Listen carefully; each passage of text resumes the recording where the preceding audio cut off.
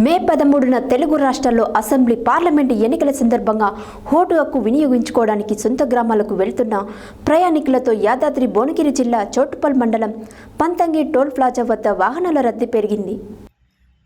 మే 13న తెలుగు రాష్ట్రాల్లో assembly parliament ఎన్నికల సందర్భంగా ఓటు హక్కు వినియోగించుకోవడానికి సొంత గ్రామాలకు వెళ్తున్న ప్రయాణికులతో యాదాద్రి భువనగిరి జిల్లా చౌటుప్పల్ మండలం పంతంగి టోల్ ప్లాజా వద్ద వాహనాల రద్దీ పెరిగింది.